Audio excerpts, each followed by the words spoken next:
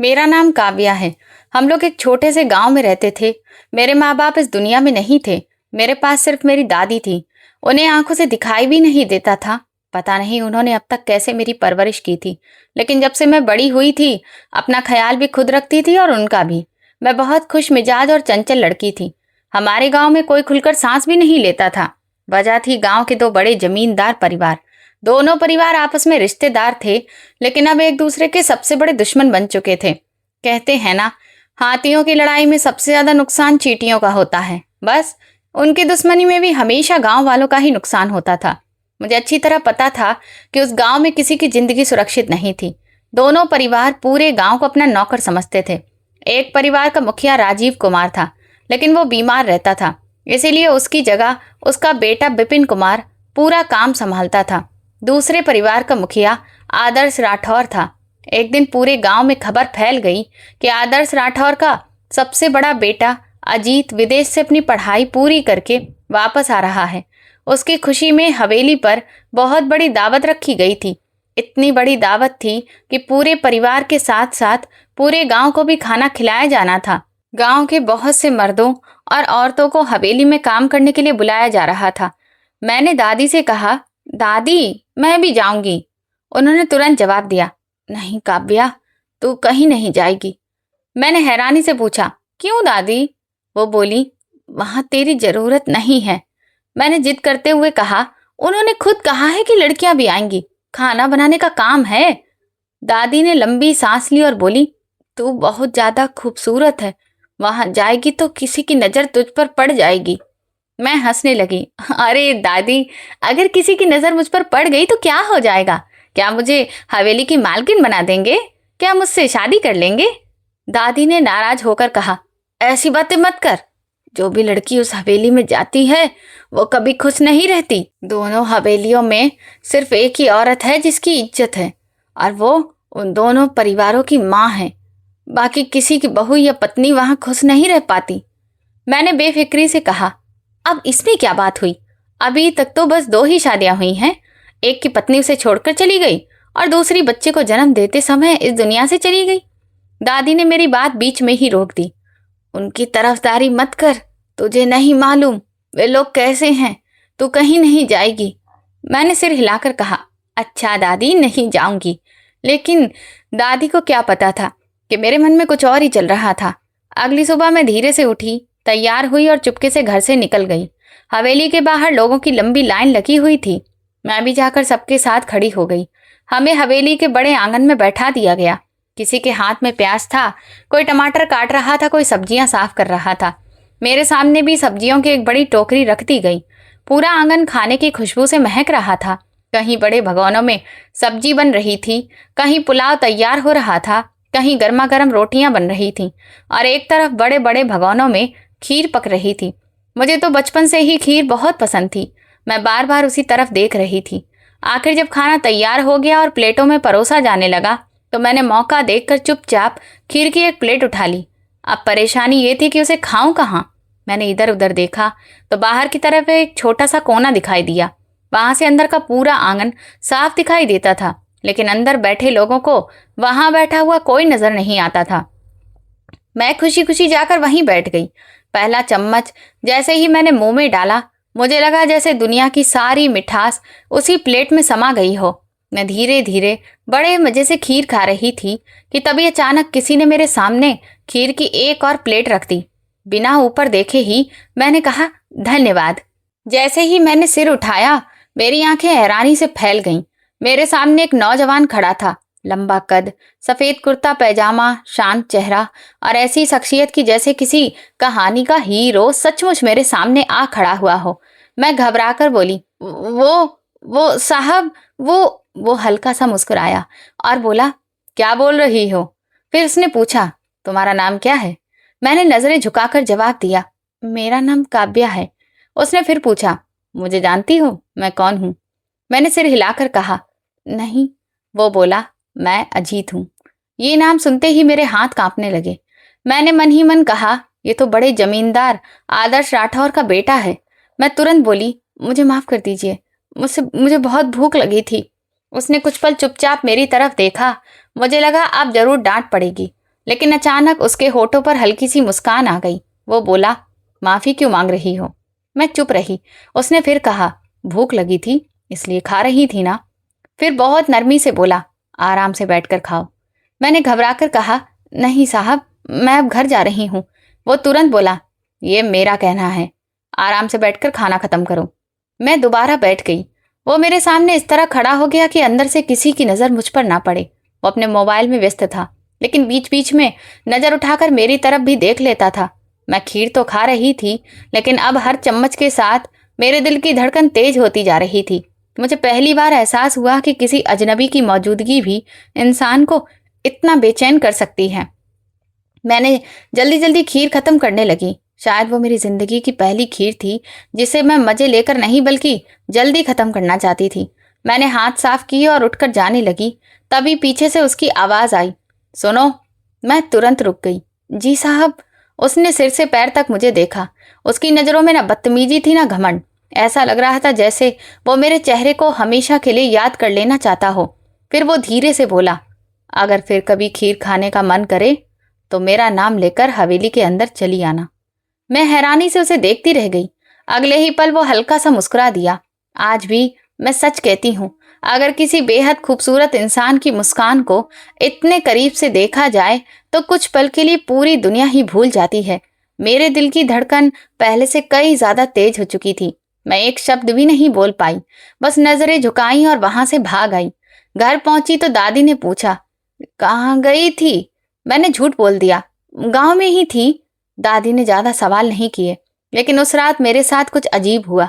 सुबह से लेकर रात तक और फिर अगली सुबह तक मेरे दिल और दिमाग में सिर्फ एक ही चेहरा था, अजीत का। उसकी आवाज, उसकी मुस्कान, मेरा ख्याल रखने का उसका तरीका और वे कुछ पल जिनमें उसने मुझे किसी अजनबी की तरह नहीं बल्कि एक इंसान की तरह देखा था। पता नहीं क्यों मुझे बार बार यही महसूस हो रहा था कि शायद मुझे उससे प्यार हो गया था। मुझे हर जगह अजीत ही दिखाई देता था। कभी मैं आंगन में बैठती तो उसका चेहरा आंखों के सामने आ जाता। कभी घर के बाहर पेड़ों को देखती तो लगता जैसे वो अभी सामने आ जाएगा। मैं खुद भी नहीं समझ पा रही थी कि आखिर मेरे साथ हो क्या रहा था। मैं उन्हीं ख्यालों में खोई हुई थी कि मेरी दादी मेरे लिए टिंडे की सब्जी और गरम गरम रोटियां लेकर आ गई। उन्होंने प्यार से कहा, ले बेटी, खाना खा ले। मेरे मुंह से बिना सोचे समझे निकल गया, दादी खीर नहीं लाई? दादी हैरानी से मेरी तरफ देखने लगी और बोली, कैसी खीर? क्या तेरी माँ बनाकर गई थी? उनकी आवाज सुनते ही जैसे मेरी तंद्रा टूट गई। मैं घबराकर बोली, नहीं दादी, कुछ नहीं। उन्होंने गौर से मेरी तरफ देखा और पूछा, कहाँ की खीर खाकर आई है? मैं जल्दी से बोली, नहीं नहीं, कुछ नहीं, बस सपने में देखी थी। दादी ने मुझे अजीब सी नजरों से देखा, लेकिन फिर कुछ नहीं बोली। मैं भी चुप हो गई। उस दिन के बाद मेरी हालत ही बदल गई थी। कभी मैं गांव की गलियों में निकल जाती, कभी कुएं के पास जाकर खड़ी हो जाती, तो कभी दूर खेतों की तरफ देखने लगती। मेरे दिल में बस यही उम्मीद रहती थी कि शायद कहीं से अजीत की एक झलक दिखाई दे जाए। मेरे दिल में पहली बार प्यार ने दस्तक दी थी, लेकिन मुझे ये बिल्कुल भी नहीं पता था कि दूसरी तरफ भी कुछ ऐसा ही हाल था। बाद में मुझे पता चला कि अजीत भी मेरी तरह बेचैन रहने लगा था। वो भी हर समय मेरे बारे में सोचता रहता था। हमारी एक छोटी सी मुलाकात उसके दिल में ऐसी जगह बना चुकी थी कि वो मुझे भुला नहीं पा रहा था। फिर एक दिन ऐसा हुआ जिसकी मैंने कभी कल्पना भी नहीं की थी। हमारे घर उसकी तरफ से शादी का रिश्ता आ गया। बाद में पता चला कि ये रिश्ता इतनी आसानी से नहीं आया था। हवेली में इसे लेकर काफी बहस हुई थी। बहुत से लोगों ने इसका विरोध किया था, लेकिन अजीत अपनी बात पर अड़ा रहा। आखिरकार सबको उसकी बात माननी पड़ी। हमारी मुलाकात के पूरे 1 महीने के बाद एक आदमी हमारे घर आया। उसने दादी से कहा, अजीत आपकी पोती काव्या से शादी करना चाहता है। दादी हैरानी से उसकी तरफ देखने लगी। उन्होंने कहा, ऐसे कैसे रिश्ता भेज सकते हैं आप लोग? मेरी बच्ची को कहाँ देखा? वह आदमी बोला, कहीं तो देखा होगा, तभी तो रिश्ता भेजा है। कोई यूं ही रिश्ता नहीं भेज देता। आपकी बेटी भी तो पूरे गांव में घूमती फिरती रहती है। फिर उसने कहा, आप लोग अच्छे से तैयार होकर हवेली आ जाइए, बाकी बातें वहीं होंगी। इतना कहकर वो चला गया। उसके जाते ही दादी ने मुझे खूब डांटा। उन्होंने गुस्से में कहा, सच सच बता, क्या बात है? मैंने धीरे धीरे उन्हें सब कुछ बता दिया कि मैं उस दिन चुपके से हवेली गई थी और वहीं मेरी मुलाकात अजीत से हुई थी। दादी ने दोनों हाथ सिर पर रख लिए। वो बोली, मैंने मना किया था ना, आ गई ना उनकी नजर में। उस हवेली में कभी कोई लड़की खुश नहीं रही, अब तेरा क्या होगा? दादी इस तरह रो रही थी जैसे मेरे लिए शादी का रिश्ता नहीं बल्कि मौत का संदेश आया हो। मैंने उनका हाथ पकड़कर कहा, दादी कुछ नहीं होगा। उन्होंने नम आंखों से मेरी तरफ देखा। मैंने धीरे से कहा, मैं मिली हूं अजीत से, वो बहुत अच्छा इंसान है। दादी कुछ देर तक चुप रहीं। शायद उनके मन में भी उम्मीद की एक छोटी सी किरण जाग गई थी। फिर उन्होंने धीरे से कहा, हो सकता है वो बाकी लोगों जैसा ना हो, आखिर इतने साल बाहर रहकर आया है। आखिरकार उन्होंने इस रिश्ते के लिए हाँ कर दी। वैसे भी मना करने का कोई रास्ता नहीं था। कुछ दिनों बाद हम हवेली पहुंचे। आदर्श राठौड़ ने मुझे एक नजर देखा। उनके साथ बैठी उनकी पत्नी भी मुझे चुपचाप देखती रही। पूरे गांव में उनकी इज्जत सबसे ज्यादा मानी जाती थी। अचानक उन्होंने कहा, हमारे बेटे का तो दिमाग ही खराब हो गया है, सिर्फ खूबसूरती देखकर कोई शादी करता है क्या? फिर उन्होंने मेरी तरफ देखते हुए कहा, लेकिन एक बात याद रखना, तुम उसकी अकेली पत्नी नहीं रहोगी।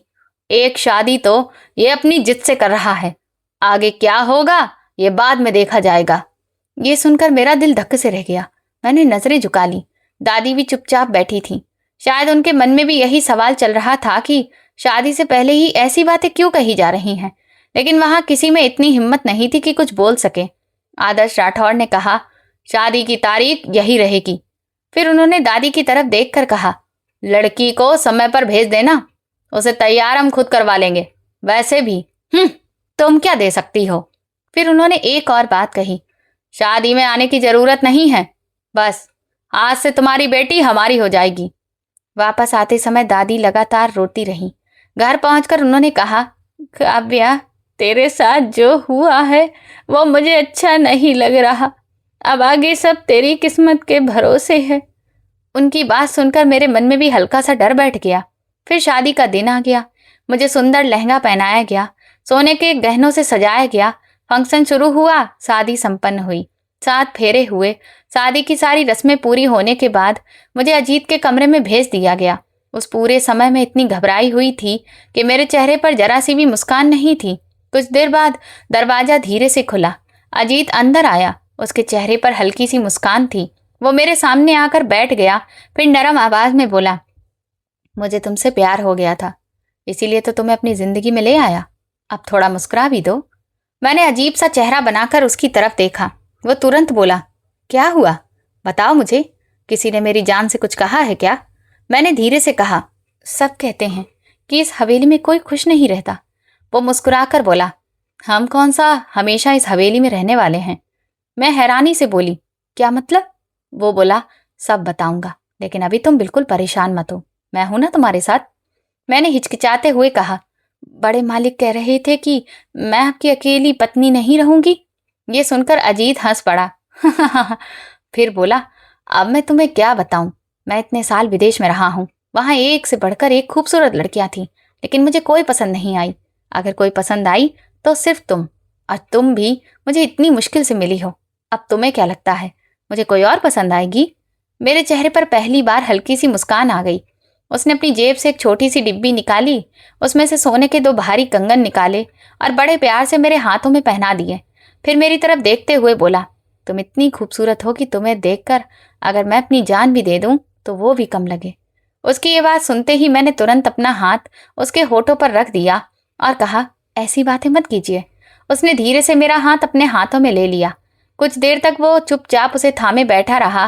फिर हल्की मुस्कान के साथ बोला, जानती हो मैंने तुम्हारा हाथ इतनी मजबूती से क्यों पकड़ा है? मैंने सिर हिलाकर कहा, नहीं। वो बोला, इसलिए कि तुम्हें ये यकीन दिला सकूं कि ये हाथ छोड़ने के लिए नहीं पकड़ा है और मेरे हाथ में किसी और के हाथ की कोई जगह नहीं है। मैं हंसते हुए बोली, लेकिन मुझे दर्द हो रहा है। उसने तुरंत मेरा हाथ छोड़ दिया और शर्मिंदा होकर बोला, माफ करना, सच में मैंने थोड़ा ज्यादा जोर से पकड़ लिया था। मैं मुस्कुरा दी। फिर पता ही नहीं चला कि हमारी बातें कब इतनी लंबी हो गई। वो अपने बचपन के किस्से सुनाता रहा और मैं अपनी दादी की बातें बताती रही। कभी हम दोनों हंस पड़ते, कभी कुछ पल के लिए चुप हो जाते, फिर वो मेरी तरफ देखते हुए बोला, सिर्फ एक मुलाकात में ही तुम मुझे ऐसी लगने लगी थी जैसे मैं तुम्हें बरसों से जानता हूँ। तुम्हारे अलावा मैं किसी और के बारे में सोच ही नहीं पा रहा था। पहले तो मैंने सोचा था कि किसी तरह तुमसे दोबारा मिलूं, फिर मुझे लगा कि जब इरादा शादी का ही है तो समय क्यों बर्बाद किया जाए। उसकी बात सुनकर मेरे मन में उसके लिए और भी सम्मान बढ़ गया। सच में उसने बहुत अच्छा फैसला लिया था। अगर किसी लड़की को पसंद किया जाए तो उससे सम्मान के साथ शादी करना ही सबसे खूबसूरत और सही रास्ता होता है। बातें करते करते पता ही नहीं चला कि कब हम दोनों एक दूसरे के पास बैठे बैठे थक गए। सुबह जब मेरी आंख खुली तो सूरज की रोशनी कमरे में फैल चुकी थी। मैं जल्दी से तैयार हो गई। तभी एक नौकरानी अंदर आई। उसने आदर से कहा, बड़ी मालकिन ने कहा है कि आपका नाश्ता आपके कमरे में ही पहुंचा दिया जाए, आप बाहर मत आइए। मैंने धीरे से कहा, ठीक है। थोड़ी देर बाद अजीत ने मेरी तरफ देखा। उसकी आंखों में हमेशा की तरह सुकून था और चेहरे पर हल्की सी मुस्कान। वो बोला, चलो बाहर चलते हैं, सबके साथ नाश्ता करेंगे। मैंने धीरे से कहा, नौकरानी कहकर गई है कि आपका और मेरा नाश्ता कमरे में ही आ जाएगा। वो कुछ पल चुप रहा, जैसे किसी बात पर सोच रहा हो। फिर मुस्कुराकर उसने मेरी तरफ हाथ बढ़ाया और बोला, हम बाहर जाकर ही नाश्ता करेंगे। इस हवेली की परंपरा है कि शादी के अगले दिन नई बहू पूरे परिवार के साथ बैठकर नाश्ता करती है और तुम मेरे साथ ही बैठकर नाश्ता करोगी। आओ। मैंने हल्की सी घबराहट के साथ उसका हाथ थाम लिया। वो पूरे आत्मविश्वास के साथ मुझे कमरे से बाहर ले आया। पूरे बरामदे में नौकर चाकर इधर उधर आ जा रहे थे। आंगन में एक लंबी मेज सजी हुई थी। चांदी के बर्तन रखे थे। गरम गरम पराठों की खुशबू पूरे माहौल में फैली हुई थी। मक्खन, शहद, ब्रेड, पूरी, चाय, दूध और तरह तरह के व्यंजन बड़े शान से सजाए गए थे। जैसे ही हम दोनों मेज के पास पहुंचे, मेरी सास की नजर हम पर पड़ गई। उन्होंने नाराज होकर कहा, इसे तो कमरे में ही नाश्ता मिल जाता। हमने इसे बाहर बुलाने के लिए नहीं कहा था ना, इसे यहाँ क्यों ले आए? अजीत ने पूरे सुकून से जवाब दिया, क्योंकि इस घर की परंपरा है कि शादी के अगले दिन नई बहू सबके साथ बैठकर नाश्ता करती है और ये मेरे साथ बैठकर ही नाश्ता करेगी। उसके इस जवाब के बाद किसी के पास कुछ कहने को नहीं बचा। अजीत ने खुद मेरे लिए कुर्सी खींची और कहा, बैठो। मैं चुपचाप बैठ गई। फिर वो मेरे बगल वाली कुर्सी पर बैठ गया। मेरी सास लगातार मुझे अजीब सी नजरों से देख रही थी। मैंने अपनी नजरें झुका रखी थी। अजीत ने अपने हाथों से मेरी प्लेट में नाश्ता परोसा और बोला, ये भी चखो, ये पराठा बहुत अच्छा बना है। फिर मुस्कुराकर बोला, और ये मक्खन भी। मैं अनायास ही मुस्कुरा दी। हम दोनों साथ बैठकर नाश्ता करने लगे। वो खाते खाते मुझसे बातें भी करता जा रहा था। कुछ देर बाद उसने कहा, आज कहीं चलते हैं। मैंने हैरानी से पूछा, कहाँ? वो मुस्कुराकर बोला, घूमने। बताओ, अपनी रानी को कहाँ लेकर जाऊं? इतने में मेरी सास ने ताने भरे अंदाज में कहा, इसे तो कहीं भी ले जाओ, ये खुश हो जाएगी, इसने देखा ही क्या होगा। फिर उन्होंने मुझे ऊपर से नीचे तक देखा और बोली, ये लड़की कुछ पढ़ी लिखी भी है या सिर्फ बस सजना संवरना ही आता है? उन्होंने मुझसे ऐसे बात की जैसे मैं उनकी बहू नहीं बल्कि कोई साधारण नौकरानी हूं। मैंने धीरे से जवाब दिया, मैंने बीए किया है। कुछ पल के लिए पूरा माहौल शांत हो गया। मेरी सास हैरानी से मुझे देखने लगी। अजीत के चेहरे पर गर्व भरी मुस्कान आ गई। वो बोला, अच्छा, मतलब तुम ग्रेजुएट हो? ये तो बहुत अच्छी बात है। चिंता मत करना, मैं तुम्हारा एमए भी करवाऊंगा। यहाँ लोग अगर किसी के पास डिग्री ना हो तो उसे कम समझते हैं। उसकी बात सुनकर मुझे ऐसा लगा जैसे उसने सिर्फ मेरी पढ़ाई की तारीफ नहीं की बल्कि पूरे परिवार के सामने मेरी इज्जत भी रख ली हो। नाश्ता खत्म होते ही वो फिर खड़ा हो गया। उसने मेरी तरफ हाथ बढ़ाते हुए कहा, चलो। मैं चुपचाप उसके साथ चल पड़ी। वो उसी तरह मेरा हाथ थामे मुझे वापस कमरे तक ले आया। दरवाजा बंद करते ही वो मुस्कुराकर बोला, तैयार हो जाओ, हम दोनों हनीमून पर जा रहे हैं। मैं हैरानी से उसे देखने लगी। कहाँ? वो हंसते हुए बोला, वहां पहुंचकर पता चल जाएगा। पूरे घर में शायद उसी समय हमारी ही बातें हो रही थी। कोई कह रहा था कि ये लड़की इस खानदान के लायक नहीं है। कोई कह रहा था कि अजीत का दिमाग खराब हो गया है। आखिर वो परिवार का सबसे बड़ा बेटा था। आगे चलकर पूरे घर और कारोबार की जिम्मेदारी उसी के कंधों पर आने वाली थी। लेकिन अजीत को इन बातों से जरा भी फर्क नहीं पड़ रहा था। चंद घंटों बाद हम सफर पर निकल गए। जब गाड़ी पहाड़ों की तरफ बढ़ने लगी तो मेरी खुशी का कोई ठिकाना नहीं था। पहली बार मैंने इतने ऊंचे ऊंचे पहाड़ देखे थे। बादल कभी सड़क को छू लेते तो कभी दूर बहते झरने मोतियों की तरह चमकते दिखाई देते थे। ठंडी हवा जब मेरे चेहरे से टकराती तो ऐसा लगता जैसे मैं किसी सपनों की दुनिया में आ गई हूँ। आखिरकार हम पहाड़ों के खूबसूरत इलाकों में पहुंच गए। फिर एक एक करके कई सुंदर जगहें देखी और आखिर में एक नीली झील के किनारे जा पहुंचे। मैं काफी देर तक चुपचाप उस नीले पानी को देखती रही। झील में बर्फ से ढके पहाड़ों का प्रतिबिंब ऐसा लग रहा था जैसे आसमान धरती पर उतर आया हो। मैं धीरे से बोली, मैंने तो आज तक अपने गांव से बाहर भी ठीक से कुछ नहीं देखा था। मुझे तो लग रहा है जैसे मैं कोई सपना देख रही हूँ। अजीत मुस्कुराकर मेरी तरफ देखने लगा। वो बोला, यह तो अभी शुरुआत है, मैं तुम्हें दुनिया की कई खूबसूरत जगह दिखाऊंगा। वो हर कदम पर मेरा ख्याल रखता था। ऊंचे नीचे रास्तों पर मेरा हाथ मजबूती से पकड़े रहता। कभी पूछता, थक तो नहीं गई? कभी कहता, भूख तो नहीं लगी? कभी रुककर पूछता, कुछ खाना है? शुरुआत में मैं बहुत शर्माती थी, लेकिन धीरे धीरे मेरी झिझक खत्म होने लगी। अब मैं भी उसके साथ खुलकर हंसने लगी थी, उससे बातें करने लगी थी। एक दिन पहाड़ों के बीच ठंडी हवा चल रही थी। हम दोनों एक बड़ी सी चट्टान के पास खड़े थे। मैंने हिम्मत जुटाई और उसकी तरफ देखकर कहा, मुझे भी आपसे प्यार हो गया था। उसने कुछ पल तक मेरी आंखों में देखा। उसके चेहरे पर ऐसी खुशी थी जैसे उसे दुनिया की सबसे बड़ी खुशी मिल गई हो। अगले ही पल उसने खुशी में मुझे अपनी बाहों में उठाकर हल्के से घुमा दिया। मैं घबराकर बोली, सब लोग देख रहे हैं अजीत। ये पहली बार था जब मैंने उसे उसके नाम से पुकारा था। वो मुस्कुराते हुए बोला, देखने दो सबको, तुम मेरी पत्नी हो। आसपास खड़े लोग भी हमारी खुशी देखकर मुस्कुरा रहे थे। कुछ नौजवानों ने ताली बजानी शुरू कर दी। इसी दौरान एक बुजुर्ग मुस्कुराते हुए बोले, प्यार करने वालों को देखकर दिल खुश हो जाता है। अभी तो इनकी नई नई शादी हुई है, ये दोनों हमेशा खुश रहें। मैंने पहली बार दिल से महसूस किया कि असली खुशी कैसी होती है। वे 15 दिन मेरी पूरी जिंदगी के सबसे खूबसूरत दिन थे। ऐसा लगता था जैसे मैं कोई सपना जी रही हूँ। जब हम वापस हवेली लौटे तो मैं पहले वाली काव्या नहीं रही थी। मेरे अंदर एक नया आत्मविश्वास आ चुका था। मुझे महसूस हुआ कि जब पति अपनी पत्नी की इज्जत करे, उसका साथ दे और उससे सच्चा प्यार करे तो एक औरत अपने आप मजबूत बन जाती है। फिर उसे दुनिया की किसी बात से ज़्यादा फर्क नहीं पड़ता। लेकिन मेरे इस बदले हुए व्यवहार को मेरी सास भी महसूस कर चुकी थी। अब उनकी नज़रें पहले से ज़्यादा देर तक मेरा निरीक्षण करती रहती थीं।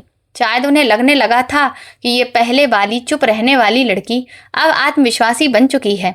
उसी हवेली में मेरा एक देवर भी था। उसका नाम कबीर था। शादी के बाद उसने कभी मुझसे ठीक से बात भी नहीं की थी। वह हमेशा अपनी ही दुनिया में रहता था।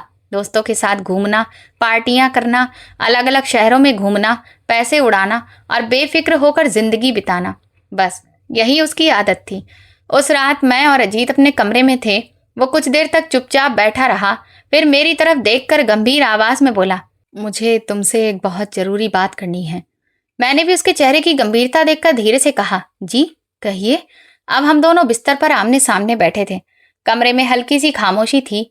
खिड़की से आती ठंडी हवा पर्दों को धीरे धीरे हिला रही थी। मैंने देखा कि अजीत मेरे दोनों हाथ अपने हाथों में लिए चुप बैठा था। उसके चेहरे पर पहले वाली मुस्कान नहीं थी। ऐसा लग रहा था जैसे वो किसी गहरी सोच में डूबा हुआ हो। मैंने उसकी तरफ गौर से देखा और पूछा, क्या बात है, आप कुछ परेशान लग रहे हैं? उसने गहरी सांस ली और बोला, देखो, तुम्हें तो पता ही होगा कि हमारे ताऊजी के परिवार के साथ बहुत पुराने झगड़े चल रहे हैं। वो कुछ पल के लिए चुप हो गया, फिर बोला, और कबीर से जुड़ी भी कुछ ऐसी बातें हैं जिनके बारे में तुम्हें जानना जरूरी है। मैं चुपचाप उसकी बातें सुनती रही। उसने मेरे हाथों को अपने हाथों में और मजबूती से पकड़ लिया, फिर बोला, इस हवेली में कभी कोई पूरी तरह सुरक्षित नहीं रहा। हम लोग इतने ताकतवर होने के बावजूद भी एक चीज से खुद को नहीं बचा पाए। मैंने हैरानी से पूछा, कौन सी चीज? उसने गहरी सांस लेते हुए कहा, गुस्सा, दुश्मनी और नफरत। ये 3 चीजें हैं जिन्होंने इस घर को अंदर से खोखला कर दिया है। हमने अपने लिए महल जैसी हवेली तो बना ली, लेकिन उसमें कभी चैन से नहीं रह पाए। इसी वजह से आए दिन नए नए झगड़े खड़े होते रहते हैं। मैं चुपचाप उसकी बातें सुनती रही। वो मेरी आंखों में देखते हुए बोला, तुम बहुत मासूम हो। तुम्हें अभी नहीं पता कि इस परिवार के अंदर क्या क्या चल रहा है। इसलिए आज मैं तुम्हें कुछ बताना चाहता हूँ और एक चीज भी देना चाहता हूँ। मैंने हैरानी से पूछा, क्या? उसने अपने पास रखा एक लिफाफा उठाया और मेरी तरफ बढ़ाते हुए कहा, ये देखो। मैंने लिफाफा हाथ में लिया और पूछा, इसमें क्या है? वो गंभीर होकर बोला, इस लिफाफे को सिर्फ उसी समय खोलना जब तुम किसी बहुत बड़ी मुसीबत में फंस जाओ और मैं तुम्हारे पास ना आ सकूं। ये सुनते ही मेरा दिल जोर से धड़कने लगा। मैंने तुरंत वो लिफाफा वापस उसकी तरफ बढ़ाते हुए कहा, आप ये कैसी बातें कर रही हैं? अगर ऐसी बातें करनी है तो मैं कुछ नहीं सुनूंगी। उसने प्यार से मेरा हाथ फिर से पकड़ लिया और बोला, पहले मेरी बात पूरी सुन तो लो, ये बहुत ज़रूरी है। फिर उसने कहा, इसके अंदर 2-3 ऐसी चीज़ें हैं जो समय आने पर तुम्हारे बहुत काम आएंगी। इसके बाद उसने अपने दाएं हाथ की तरफ देखा। उसकी उंगली में वही सोने की अंगूठी चमक रही थी जिसमें काला पत्थर जड़ा हुआ था। उसने अंगूठी की तरफ इशारा करते हुए पूछा, ये देख रही हो? मैं मुस्कुराकर बोली, हाँ, ये तो मैंने पहले दिन से ही देखी है। आपके हाथ में बहुत अच्छी लगती है। उसने अंगूठी को हल्के से छुआ और बोला, इस परिवार में किसी पर भी आंख बंद करके भरोसा मत करना। माँ का व्यवहार तो तुम देख ही चुकी हो। पिताजी बहुत सख्त स्वभाव के हैं, कबीर भी किसी काम का नहीं है। लेकिन अगर कभी तुम्हें कोई ऐसा इंसान मिले जिसके पास मेरी अंगूठी हो तो उस पर भरोसा कर सकती हो। मैं हैरान होकर बोली, लेकिन आपकी अंगूठी किसी और के पास कैसे हो सकती है? उसके होठों पर हल्की सी मुस्कान आ गई। वो बोला, अगर कभी ऐसा हुआ तो समझ लेना कि उस इंसान पर भरोसा किया जा सकता है। इसके अलावा मेरे भाई पर भी नहीं और मेरे पिताजी पर भी नहीं। उसकी बातें सुनकर मेरे मन में अजीब सा डर बैठने लगा। मैंने घबराकर पूछा, आप तो मुझे डरा रहे हैं, क्या कुछ होने वाला है?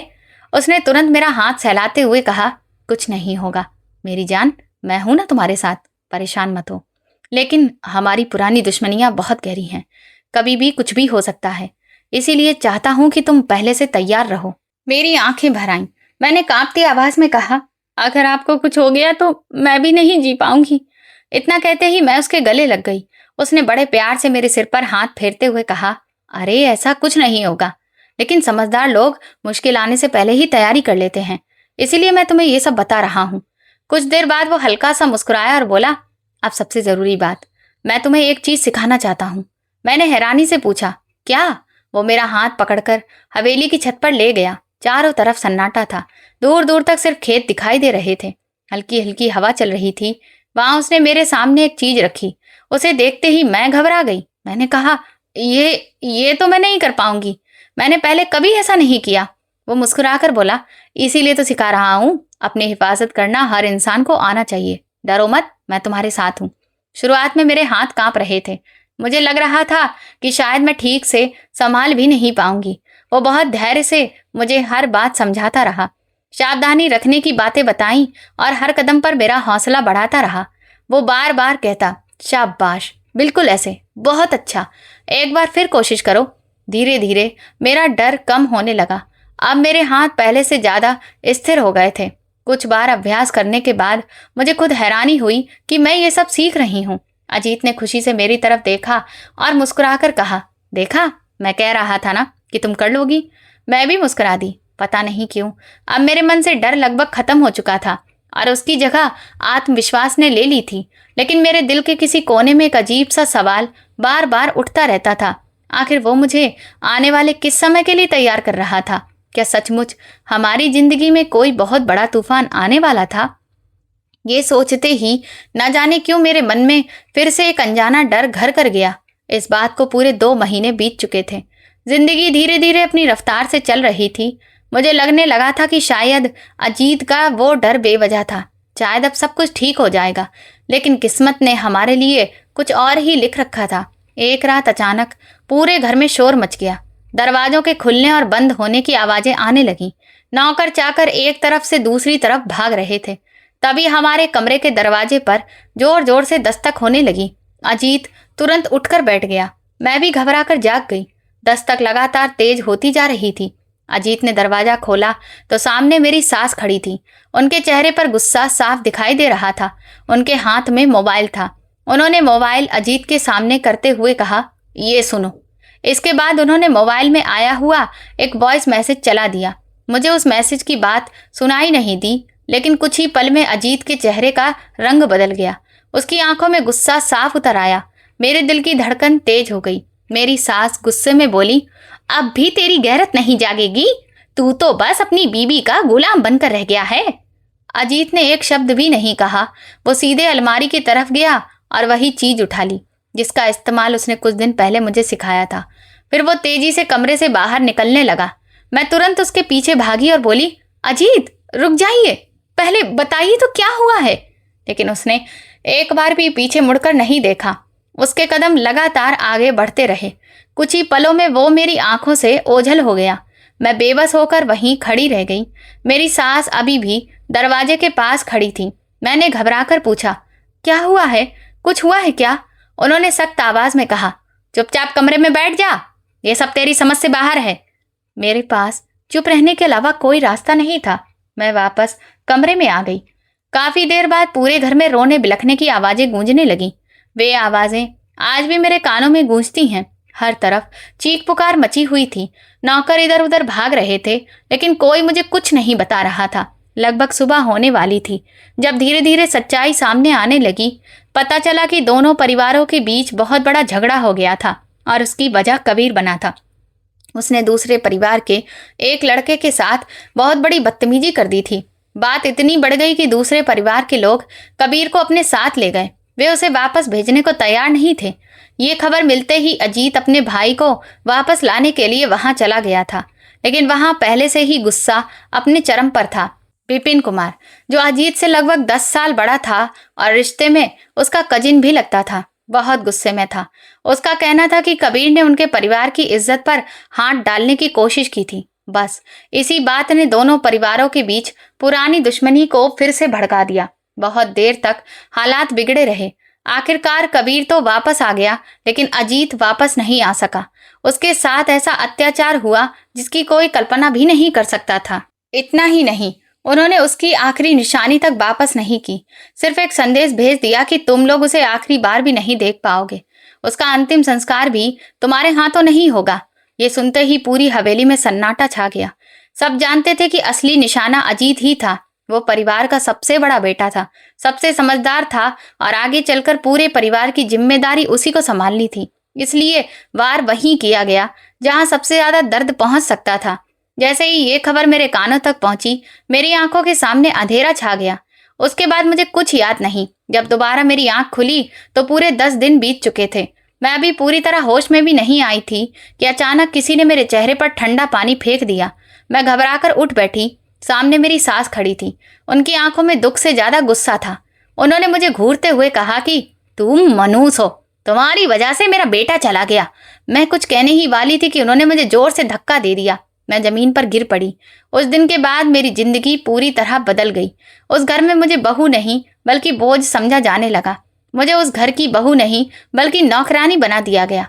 मेरे कमरे से मेरा सारा सामान हटा लिया गया। मेरे कपड़े, मेरी जरूरत की चीजें, यहाँ तक कि अजीत की दी हुई छोटी छोटी यादें भी मुझसे छीन ली गईं।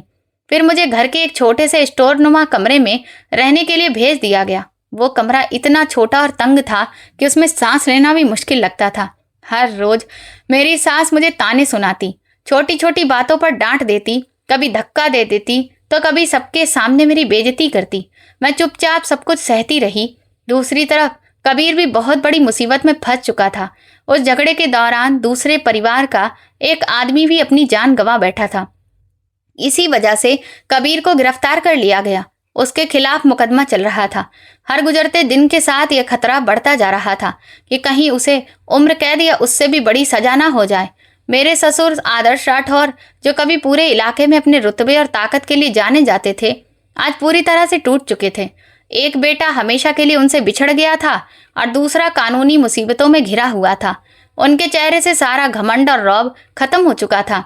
तब मुझे पहली बार एहसास हुआ कि औलाद का दुख ऐसा जख्म होता है जिसे दुनिया की कोई ताकत नहीं भर सकती।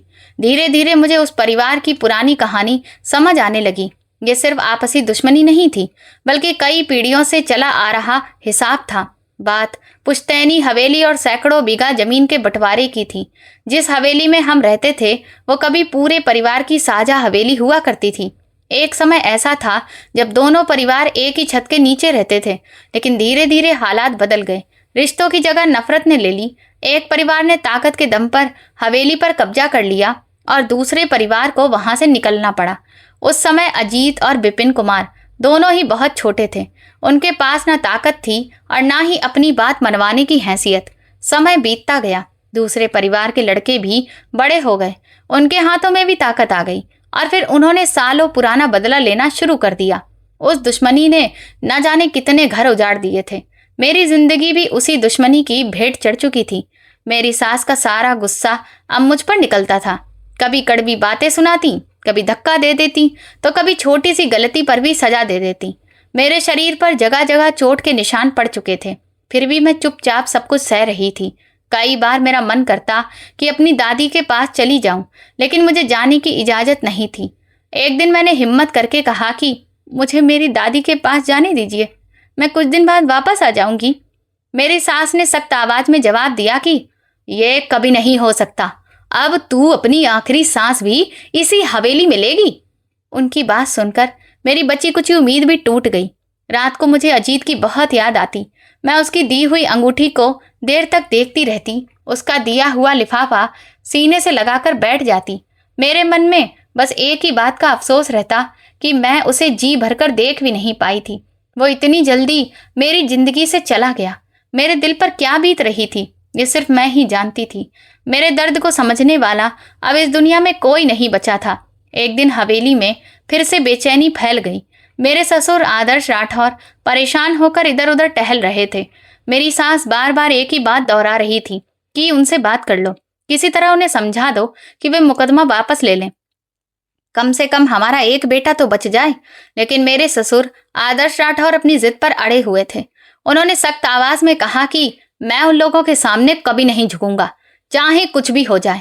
इसी उधेड़बुन में रात और गहरी होती चली गई। अचानक हवेली के मुख्य दरवाजे पर कई गाड़ियों के रुकने की आवाज आई। कुछ ही पल के बाद भारी कदमों की आहट पास आने लगी। घर के सभी लोग एकदम खामोश हो गए। दरवाजा खुला। कई सुरक्षा कर्मियों के बीच एक लंबा चौड़ा आदमी अंदर आया। उसे मैंने पहली बार देखा था। मैं उसे पहचानती नहीं थी। उसकी पहली नजर मुझ पर पड़ी। मेरे चेहरे पर पड़े चोट के निशान शायद उसकी नजरों से छिप नहीं सके। मैंने तुरंत अपना चेहरा दुपट्टे से ढक लिया। वो बिना कुछ बोले आगे बढ़ा और सामने बैठ गया। पूरा कमरा खामोश था। किसी में कुछ बोलने की हिम्मत नहीं थी। कुछ पल बाद उसने चुप्पी तोड़ते हुए कहा कि मैं मुकदमा वापस ले सकता हूँ। ये सुनते ही सबकी नजरें उसकी तरफ उठ गईं। फिर उसने कहा कि लेकिन मेरी 2 शर्तें हैं। मेरे ससुर चुप रहे। मेरी सास से रहा नहीं गया। उन्होंने तुरंत पूछा, क्या शर्तें हैं? वो बोला, पहली शर्त यह है कि तुम लोग ये पुश्तैनी हवेली हमेशा के लिए छोड़ दोगे। जमीन और बाकी जायदाद अपने पास रख लो, लेकिन यह हवेली हमारे पिता का हक थी। अब इसमें हमारा परिवार रहेगा, तुम लोग नहीं। मेरी सास ने बिना देर किए कहा, हमें मंजूर है। उसने कुछ पल चुप रहकर मेरी तरफ देखा, फिर बोला, दूसरी शर्त यह है कि काव्या मेरे साथ जाएगी। सुबह मैं इसे वापस भेज दूंगा। बस इतना ही। पूरे कमरे में ऐसा सन्नाटा छा गया जैसे समय ही रुक गया हो। मेरे हाथ कांपने लगे। मैं तुरंत अपनी सास के सामने जाकर खड़ी हो गई। मुझे पूरा विश्वास था कि वो साफ मना कर देंगी, लेकिन उन्होंने बिना एक पल सोचे कहा, ये शर्त भी मंजूर है। मेरे पैरों तले जमीन खिसक गई। मैं रोते हुए उनके सामने हाथ जोड़कर बोली, नहीं, मैं कहीं नहीं जाऊंगी। मैं आपके बेटे की पत्नी हूँ। आप लोग मेरे साथ ऐसा कैसे कर सकते हैं? लेकिन मेरी आवाज जैसे दीवारों से टकराकर वापस लौट रही थी। किसी के चेहरे पर दया का एक भाव भी नहीं था। कुछ सुरक्षाकर्मी आगे बढ़े। उन्होंने मुझे संभालते हुए बाहर की तरफ ले जाना शुरू कर दिया। मैं लगातार रोती रही, बार बार पीछे मुड़कर उस हवेली को देखती रही जहां मेरी सारी खुशियां दफन हो चुकी थीं। कुछ देर बाद गाड़ी एक दूसरी हवेली के सामने जाकर रुकी। वो हवेली भी बहुत बड़ी थी, लेकिन उसका माहौल पहली हवेली से बिल्कुल अलग था। चारों तरफ गहरा सन्नाटा था। मुझे अंदर ले जाया गया। वो सीधे मुझे एक बड़े और साफ सुथरे कमरे में ले गया। मैं चुपचाप बिस्तर के किनारे बैठ गई। उसने सिर्फ इतना कहा, आराम से बैठो। उसने बिस्तर की तरफ इशारा किया था। उस पल मेरे मन में कई तरह के डर उठने लगे। मैं समझ नहीं पा रही थी कि अब आगे क्या होने वाला है। फिर उसने शांत आवाज में कहा, डरो मत, यहाँ कोई तुम्हें परेशान नहीं करेगा। इतना कहकर वो कमरे के दूसरे कोने में चला गया। मैं हैरानी से उसे देखती रह गई। मेरे मन में एक ही सवाल बार बार घूम रहा था, आखिर ये आदमी मुझे यहाँ क्यों लेकर आया है? मेरे दिल में अजीब सी उधेड़बुन चल रही थी। डर भी था, नफरत भी थी और उलझन भी। मैंने कई बार पूरे कमरे को गौर से देखा, शायद कहीं से बाहर निकलने का कोई रास्ता मिल जाए, लेकिन वहां से निकलने का कोई रास्ता दिखाई नहीं दे रहा था। आखिर मैं अपने आंसू रोक नहीं पाई। अजीत, कहाँ हो तुम? तुम्हारी काव्या बहुत बड़ी मुसीबत में है। अगर कहीं मेरी आवाज सुन सकते हो तो एक बार मेरे पास आ जाओ। लेकिन अगले ही पल मुझे खुद ही अपनी बात याद आ गई। अजीत तो अब इस दुनिया में था ही नहीं। कमरे की खामोशी पहले से भी ज्यादा गहरी हो गई। फिर अचानक कमरे की लाइट बंद कर दी गई। मैं एकदम घबरा गई। वो धीमी आवाज में बोला, कोई आवाज मत करना, बाहर कोई है। मैं सोचने लगी कि ये आखिर किससे डर रहा है। ये तो इसकी अपनी हवेली है। क्या ये मुझे सबसे छिपा कर रख रहा है? लेकिन अगर ऐसा है तो फिर आखिर क्यों? कुछ पल बाद उसने फिर से लाइट जला दी और सामने रखे सोफे पर बैठ गया। मुझे अब भी डर लग रहा था। उसने शांत आवाज में कहा, तुम्हें डरने की जरूरत नहीं है। मैं काफी देर तक चुपचाप उसे देखती रही। आखिर मेरे मन में जमा सारे सवाल होठों तक आ ही गए। वो कुछ देर तक चुप बैठा रहा, फिर मेरी तरफ देखकर धीरे से बोला, पहले मेरी पूरी बात ध्यान से सुन लो। मैं चुप हो गई। वो बोला, जब दो राज्यों के बीच युद्ध होता है तो दोनों तरफ कुछ ऐसे लोग भी होते हैं जो उस लड़ाई को खत्म करना चाहते हैं। हमारी कहानी भी कुछ ऐसी ही है। ये खानदानी दुश्मनी आज की नहीं, पूरे 25 साल पुरानी है। दोनों परिवारों में नफरत पीढ़ी दर पीढ़ी बढ़ती चली जा रही है। लेकिन दोनों परिवारों में एक एक ऐसा इंसान भी था जो ये सब खत्म करना चाहता था। तुम्हारे परिवार में अजीत और हमारे परिवार में मैं। उसने गहरी सांस ली, फिर बोला, मेरे पिता कई सालों से बिस्तर पर हैं। अब उनकी जिंदगी भी आखिरी पड़ाव पर है, लेकिन उनके दिल से नफरत आज तक खत्म नहीं हुई। आज भी वो यही कहते हैं कि बदला लो, हवेली वापस लो, किसी को माफ मत करो। मैं चुपचाप उनकी बातें सुनती रही। उसने नजरें झुकाकर कहा, उस रात अजीत यहाँ आया था, लेकिन तब तक बहुत देर हो चुकी थी। कबीर की गलती ने दोनों परिवारों के बीच लगी आग को और भड़का दिया था। उसके बाद जो हुआ उसने सब कुछ बदल दिया। फिर उसने मेरी तरफ देखते हुए कहा, अब वो हवेली हमारे पास रहेगी और कबीर भी अपनी गलती की सजा से पूरी तरह नहीं बच सकेगा। मैं इंसाफ पर विश्वास करता हूँ। जो गलती करेगा उसे उसका परिणाम भी भुगतना होगा। कुछ पल रुककर उसने कहा, और रही बात तुम्हारी, तो बाहर एक गाड़ी खड़ी है, उसमें बैठ जाओ और यहाँ से चली जाओ। मैं हैरानी से उसे देखने लगी। मैंने पूछा, वो गाड़ी मुझे कहाँ ले जाएगी? वो बोला, वहां पहुंचकर तुम्हें खुद पता चल जाएगा। मैंने सख्त आवाज में कहा, मैं तुम लोगों पर भरोसा क्यों करूं? तुम लोग हमारे दुश्मन हो। मेरी बात सुनकर वो हल्का सा मुस्कुराया। वो बोला, तुम्हारी बात बिल्कुल सही है, आखिर तुम मुझ पर भरोसा क्यों करोगी? इतना कहकर उसने अपनी जेब में हाथ डाला। जब उसने अपनी मुट्ठी खोली तो मेरी सांस जैसे थम गई। उसकी हथेली पर अजीत की वही सोने की अंगूठी रखी थी जिसमें काला पत्थर जड़ा हुआ था। उसकी आंखें भर आईं। मैंने कांपती आवाज में कहा, ये तो अजीत की अंगूठी है। उसने चुपचाप सिर हिला दिया। उसी पल मेरे कानों में अजीत की कही हुई बात गूंजने लगी, सिर्फ उसी इंसान पर भरोसा करना जिसके पास मेरी ये अंगूठी हो। मैं कांपते हाथों से अंगूठी को देखने लगी। तभी मेरी नजर उस पर लगे लाल धब्बों पर पड़ी। मेरा दिल जोर से धड़कने लगा। मैंने गुस्से और डर से कहा, तुमने ये अंगूठी अजीत के हाथ से उतारी है? तुम मुझे धोखा देने की कोशिश कर रहे हो। मैंने तुरंत पास रखी वही चीज उठा ली जिसे चलाना अजीत ने मुझे सिखाया था। वो कुछ पल तक शांत बैठा रहा, फिर बिल्कुल सुकून भरी आवाज में बोला, इसकी जरूरत नहीं है, इसे वापस रख दो और एक बार सोचो। अगर मेरा इरादा तुम्हें धोखा देने का होता तो मैं ये अंगूठी तुम्हें वापस ही क्यों देता? उसकी बात सुनकर मैं चुप हो गई। सच तो यह था कि इस सवाल का मेरे पास कोई जवाब नहीं था। उसे कैसे पता हो सकता था कि इस अंगूठी से मेरी और अजीत की एक खास याद जुड़ी हुई है, या फिर अजीत ने इसे हमारे भरोसे की निशानी बनाया था। उसने धीरे से अंगूठी मेरी हथेली पर रख दी, फिर दरवाजे की तरफ इशारा करते हुए बोला, बाहर गाड़ी खड़ी है, उसमें बैठ जाओ, वो तुम्हें तुम्हारी मंजिल तक पहुंचा देगी। दरवाजे तक पहुंचकर वो एक पल के लिए रुका, फिर मेरी तरफ देखकर बोला, एक बात हमेशा याद रखना, अगर तुम्हारी कभी संतान हो तो उसे नफरत, दुश्मनी और बदला लेना कभी मत सिखाना। यही 3 चीजें पीढ़ियों को बर्बाद कर देती हैं। उसकी बात सुनकर मेरा दिल भर आया। मेरे मन में बस एक ही ख्याल आया, मुझे संतान कैसे होगी? मेरी जिंदगी तो उसी दिन खत्म हो गई थी जिस दिन अजीत मुझसे हमेशा के लिए बिछड़ गया था। उसने धीरे से कहा, जिस रात तुमने दरवाजा खोला था उसी समय मैंने तुम्हें देख लिया था। मुझे समझ आ गया था कि तुम्हारे साथ भी बहुत अन्याय हो रहा है।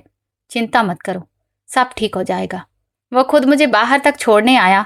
बाहर एक बड़ी गाड़ी खड़ी थी। एक बुजुर्ग ड्राइवर चुपचाप मेरा इंतजार कर रहा था। उसने पीछे का दरवाजा खोला। मैं अंदर जाकर बैठ गई। गाड़ी धीरे धीरे हवेली से दूर निकलने लगी।